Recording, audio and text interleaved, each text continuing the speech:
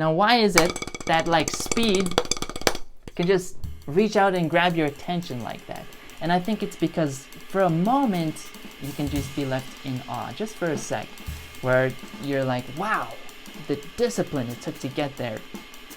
But then it can be lost almost just as quickly because it gets boring very quickly.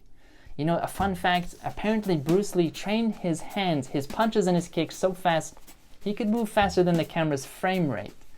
And, you know, if his movies were 2 hours straight of him punching and kicking, it would get old very fast. But why are his films memorable? And that's because they have an interesting story arc.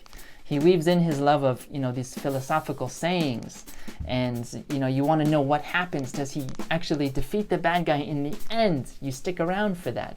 If it was nonstop punching and kicking, it might be cool for 10 minutes, but yeah, not anymore after that. And the same thing applies to a drum solo, or a guitar solo, or a piano solo. You need to tell an interesting story.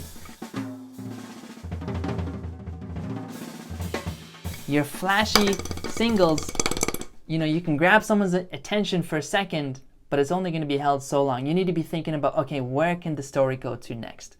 Maybe that's a change in your dynamic levels to hold the person on the edge of their seat. And you hold them there in suspense, like what's going to happen next?